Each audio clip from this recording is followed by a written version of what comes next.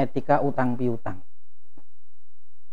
Dalam utang piutang ini ada etika-etika yang mestinya dipenuhi.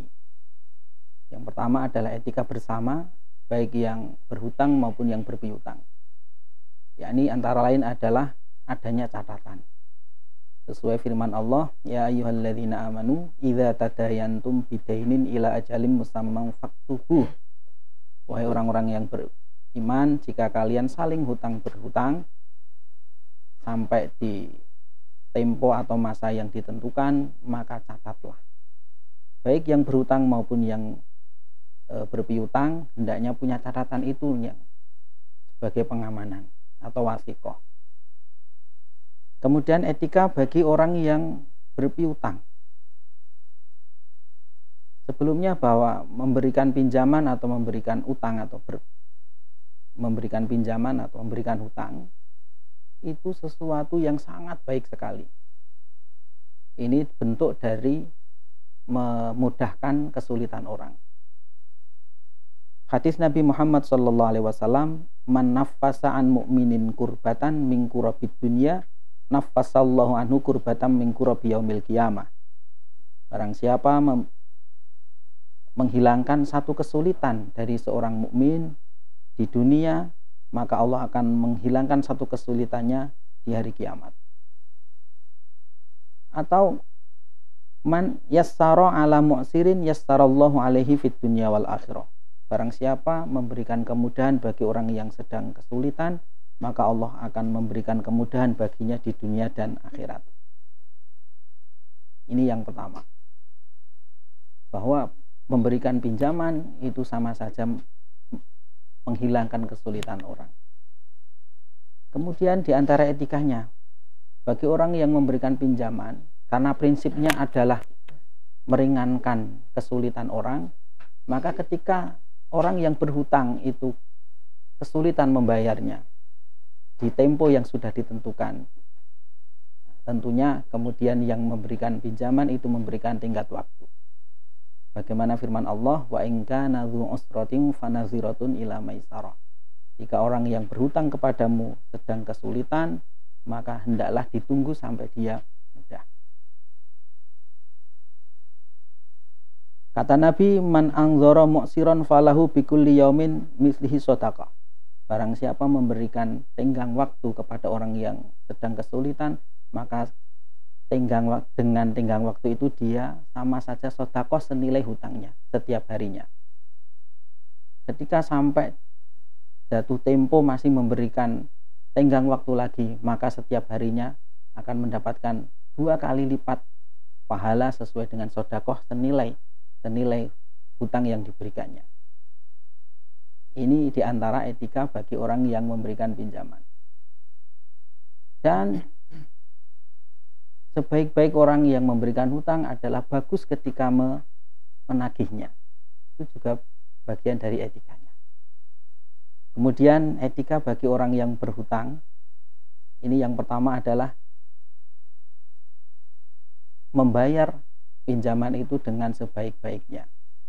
Kata Nabi, inna khiyaron nas ahsanuhum qadaan. Sesungguhnya orang-orang yang baik adalah orang yang paling bagus ketika membayar hutang. Hadis riwayat Imam Muslim.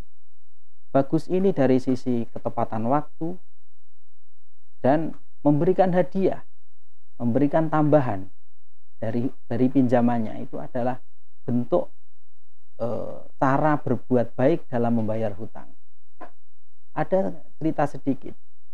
Guru saya, sebagai Maimun Zubair, ketika beliau itu berupaya untuk menghilangkan praktek rentenir di wilayahnya, yakni di Sarang, maka orang-orang masyarakat itu oleh beliau diberi pinjaman, orang-orang disuruh pinjam uang di pondok dan tidak dibebani, tidak ada bunga. Mereka dipersilahkan mau memberi tambahan atau tidak, dipersilahkan. Dari situ mereka merasa sangat terbantu, dan alhamdulillah dengan cara itu rentenir lambat laun menjadi hilang prakteknya di Sarang. Orang lebih suka meminjam di pondok, dan tentunya pondok juga tidak merugi ternyata. Mereka memberikan tambahan. Semangatnya adalah ini, sebaik-baik orang adalah yang baik ketika nyaur. Kenapa? Karena di antara kejahatan orang yang berhutang itu adalah begini.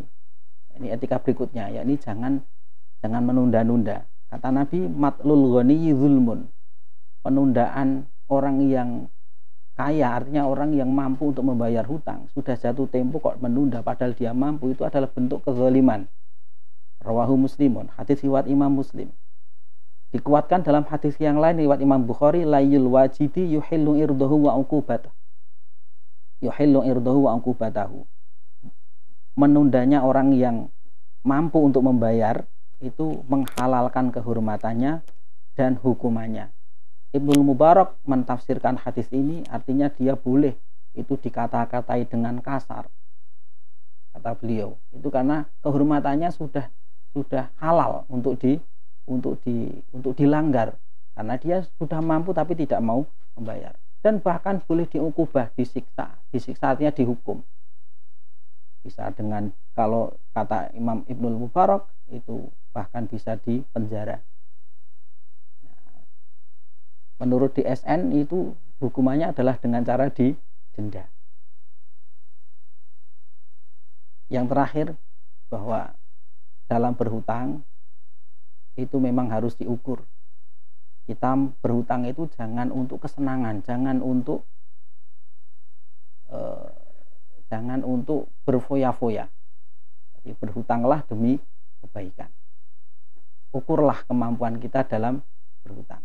Ada satu makalah yang sangat masyhur, ad-dainu hammun bil-laili wa dhullun bin-nahar.